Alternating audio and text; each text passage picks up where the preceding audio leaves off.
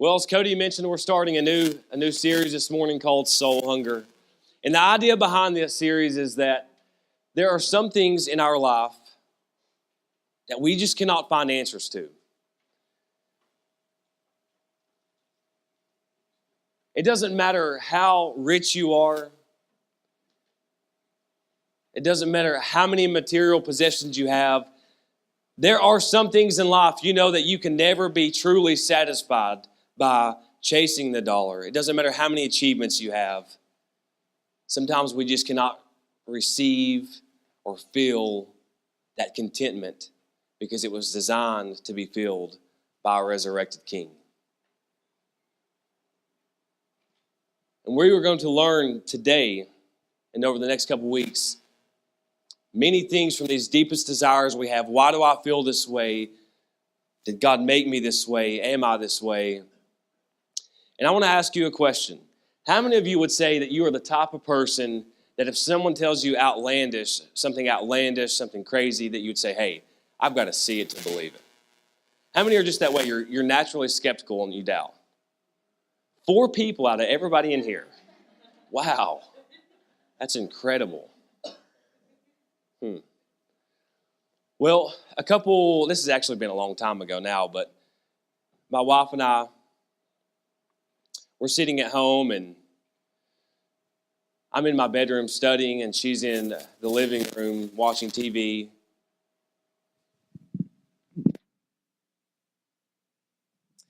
And she texts me because that's how we roll in my house. She didn't get up and come get me. She just shot me a text.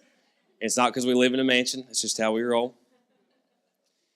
And she said, hey, I think there's a mouse in here. To which I replied, okay. I just laid there on my bed and kept working away. And she texted me back. She's like, no, I'm serious. I really think there's a mouse in here. And I just didn't believe her. And I probably didn't even respond then. But then she texted me back a third time. She said, Peyton, I'm serious. I can hear it running back here behind the speakers. And I texted her back. I was like, shut up. I've got to come see it. I wanted to, and I'm not fond of mice, but I had to see it to believe it. And sure enough, there was a mouse in our house that day that we politely and very lovingly extricated to our backyard and extradited him to the next life. But anyway.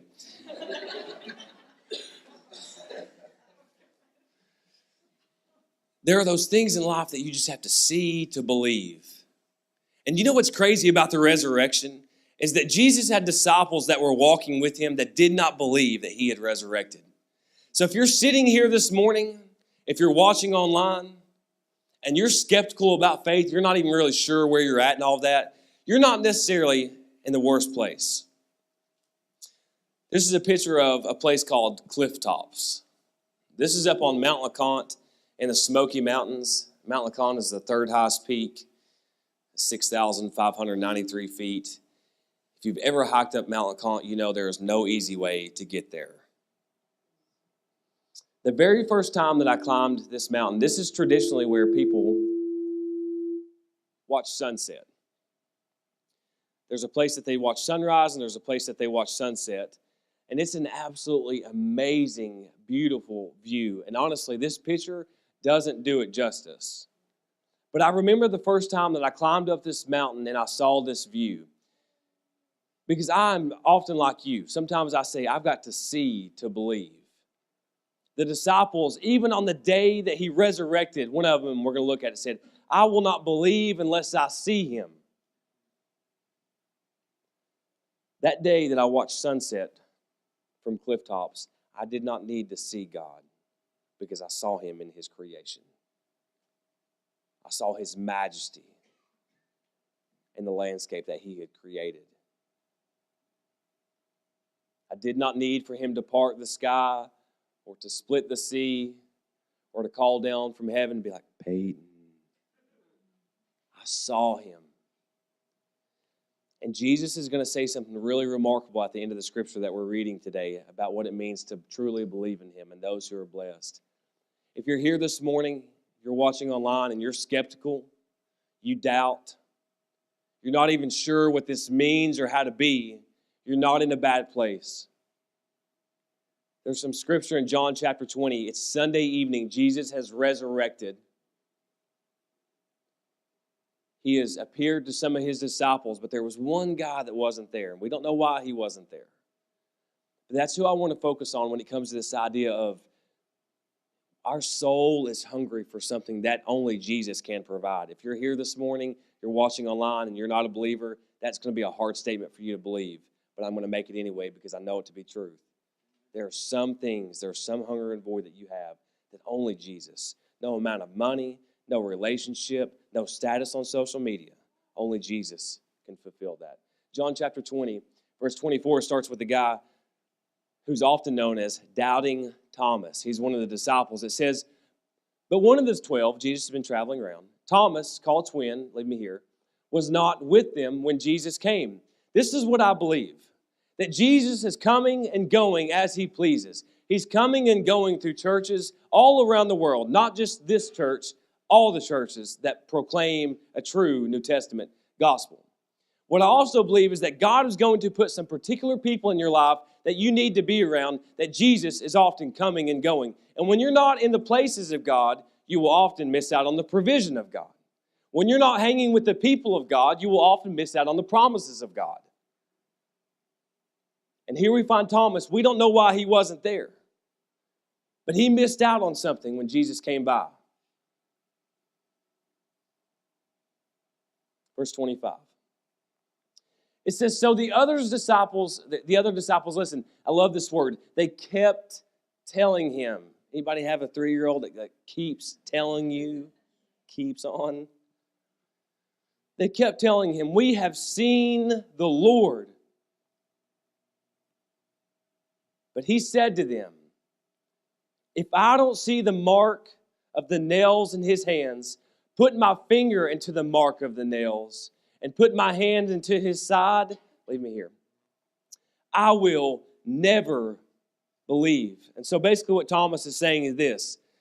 He's saying to all the other disciples, Peter and Andrew and all of them, hey, that's great, Peter, that you and Jesus hung out after the resurrection and that you snapped a selfie and posted it on Instagram. That's really great. But if I don't see him for myself, I'm not going to believe it. And I think there's a lot of times people, they ride Thomas. They call him Doubting Thomas. But you know what? You and I are the exact same way. We're the exact same way. We ask for these ludicrous signs from God as if the resurrection wasn't enough. Like, God, if you love me, you'll. God, if you want me to do this, you'll do that. And I get Thomas. I get it. And don't miss this. Thomas walked with Jesus, and he himself didn't believe. Even the people following Jesus didn't believe. If you're here this morning and you are a tad bit skeptical, you're not in a bad place. But what I want you to see in this search for hunger to fill the answers, I want you to see how Jesus will respond to him. But he says, I will never believe if I don't see you. Let me ask again, how many of you were people that would say, I have to see to believe, just practically speaking? Now you, good.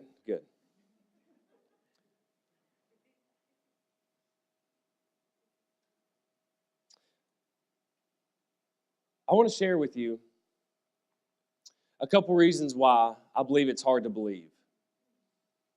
While some may object believing in Jesus, and I don't think that these are exclusive, or these aren't exhaustive, this isn't the whole list or the whole reason why.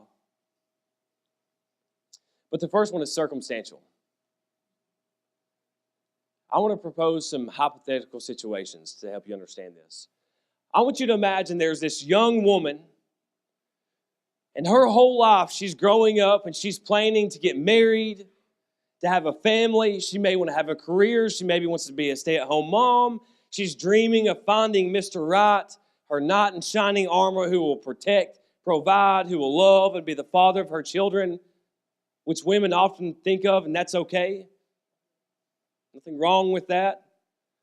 And every decision she's making in her life is leading up to this life she's not experienced yet, that she's working for.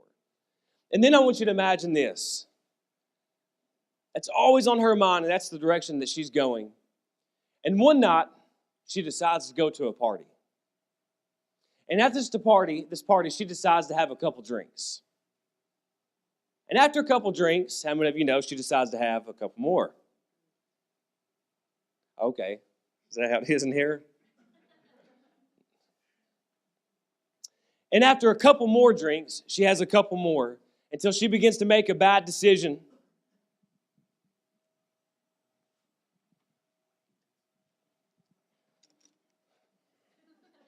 She walks into a microphone.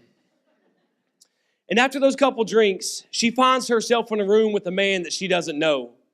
And she finds herself doing things that she swore she never would have. And the lights cut off in that room. And she wakes up the next day and she's got an eternal regret because she gave herself away. And not only did she give herself away, but she found herself pregnant by a man that she didn't love and a man that she never intended to be with. I'm not judging the woman, but here's a scenario and question I want you to answer. Is it legitimate to say, based off of her dreams and her desires and her plans, even though she made the mistake, that those circumstances might prevent her from believing in a good God? You're telling me I've lived my whole life this way and I make one mistake and now my life is forever changed. That's fair to say that could prevent her from seeing God. Yes or no? It's very fair. I want you to think there's a 12-year-old boy. He's sitting at home on a Thursday night and he's reading a book. He doesn't care about school. He's got one day of school left. And his best friend, his cousin, is coming over that weekend. And they're going to play. They're going to play basketball.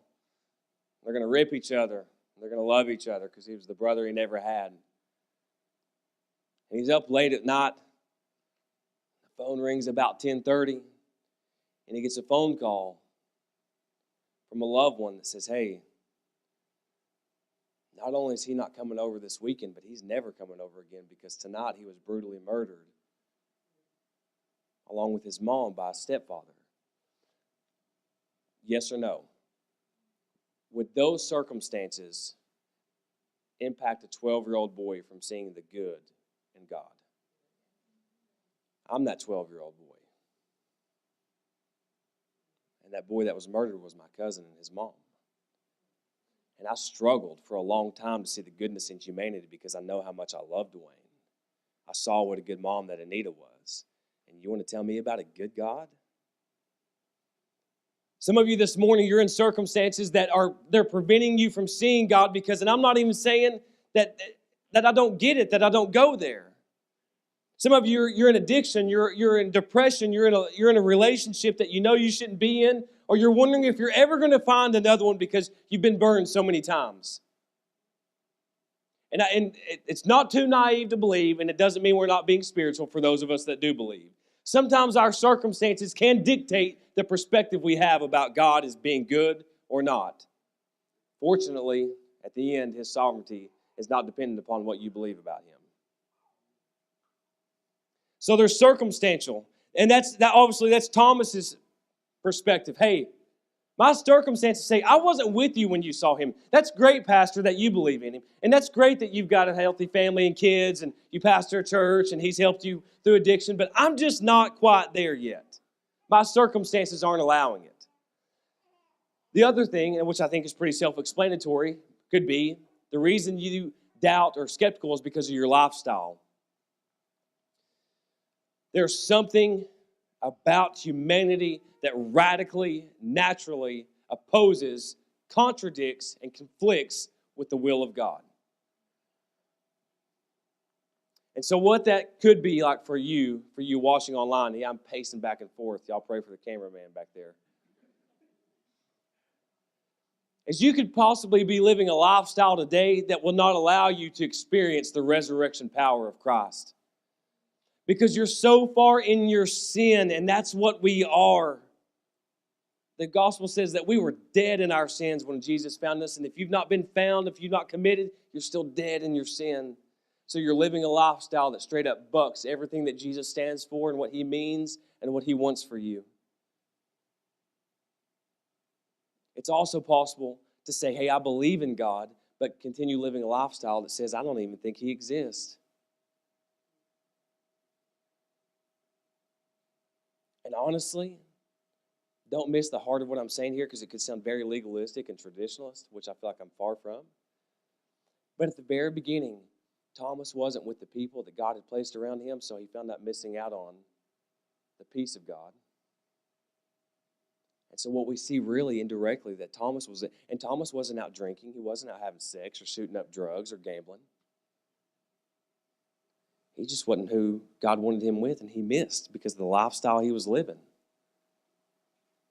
Now, I don't say that to put pressure on you, that if you go out here and you light up your Marble light, that God doesn't love you, or you're a Bronco. I'm not saying that. Don't miss it. But what I'm saying is I guarantee you, because I know it myself, there are some things most likely if you're having trouble believing in God, you're living a lifestyle that opposes Him. You're not surrendering or submitting to the things that He wants from you. Now here's the good news. Here's the great news. Jesus can handle your doubt and your skepticism. He can handle your circumstances. He can handle your lifestyle. And we learn this all through how He treated Thomas. This is verse 26. It says, after 8 days, His disciples were indoors again, and Thomas was with them this time. Even though the doors were locked, Jesus came and stood among them. Leave me here. I love this because I think what this shows is you could read this and you could think, okay, what's really going on here? But let me tell you what the symbolism of what's going on here. The disciples are indoors, the doors are locked, and Jesus still came through. And we're going to ultimately see that He's coming after Thomas. And so what I would share with you this morning is this: no matter how tight your heart is or how jaded or how locked up your mind is, if Jesus wants to get in, you can't stop Him from getting in. If He wants after you, He'll chase you down until you're found. He'll leave the 99 to find you. It doesn't matter how calloused you are, how great your circumstances are, or how big your doubt and skepticism are. He'll come right through the locked door to chase you down. You know what's kind of scary about that? Is you can't keep Him away. Really. You can run and you can hide and you can go to the darkest place in your mind. But you cannot keep Him out. You can't keep Him from coming in and scooping you. You can't keep Him from seeing His 3-year-old with the eye bashed and bending down and picking him up. You can't stop the Father's love. I feel like preaching. Y'all are doing something to me in the second service that the first service didn't. But don't tell Him I said that. Even though the doors were locked, Jesus came and stood among them, and He said, now here's the thing. He said, peace to you. Remember, so all the disciples are in there. So He gives this general greeting. He comes in, He busts the door down and says, hey, what's up, everybody? And then look what He does next, verse 27. He turns right to Thomas. It's kind of like this morning. And I've been in services where the pastor, the speaker, I know that God's using him. And it's like there's this general statement, then God just pierces my heart. And I'm like, dang, I've gotten messages from people after church service and say, hey, I know you were talking about me, but thanks. I'm like, hold on, Mr. Convicted. I assure you I wasn't writing my message after you. You know what I'm talking about? Get a little squirmy in your seat. That's what Jesus does. He busts that door down, comes in and says, hey to everybody, and He turns right to Thomas. I'm so glad that in a room full of many, the Father sees the one, and He turns to the one who needs Him the most. Then He said to Thomas, put your finger here and observe my hands. Remember, He's already resurrected. As if that weren't enough proof, He meets Thomas right where he is. And his doubt and skepticism. Put it here and observe my hands. Reach out your hand and put it in my side. Listen, don't. That's what He's calling you this morning. If you're watching online, that's what He's calling this nation, this world to be. Don't be an unbeliever. Be a believer. And here's the thing about this, is Jesus chased Thomas down. It wasn't Thomas was like, hey, I'll only believe if this happens, and I'm going to go seek out and find it. No, Jesus heard the heart of one of His children, and He came and proved Himself again as if He needed to. As if Him rising and defeating death wasn't enough, one of His children still had a need, and He said, okay, because I love you this much,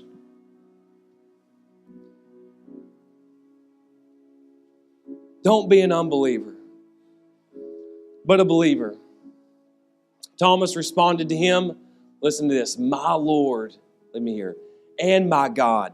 Here's the beauty of what's just happened. Thomas swore the only way that he would believe is to touch his hands, to observe the marks and the nails, and to touch his side. And so Jesus says, all right, I'm your huckleberry. I'll come to you anyway. I know you're doubting. I know you're hurting. I know you've got circumstances going on. I know that you're living a lifestyle that conflicts and contradicts everything about who I am and want you to be, but I'll still come through that locked door. You're not keeping me out because I have come to be in you. And what does Thomas do? Now he does nothing like what he said he needed because he saw the risen Lord. And how many of you know when you experience the resurrected King, some things change in you. You no longer need certain things that you swore you once did. When you experience the resurrected King, it can change those circumstances. It can change that lifestyle. And he says, my Lord and my God. And you know why I think this is important? Perhaps many of you under the sound of my voice, and I'm guilty and feel convicted of it as well. You could probably really easily say, yes, he is my God. But you know, in a moment of truth, you could not admit that he's your Lord because you have so many vices. He's my God, but my money is my Lord. He's my God, Pastor, but my image is my Lord. And this is a tough pill for somebody to swallow, but I feel led to say it. He is my God, but my spouse is my Lord. He is my God, but my children are my Lord. And Thomas says, no, my Lord and my God. My Lord and my God.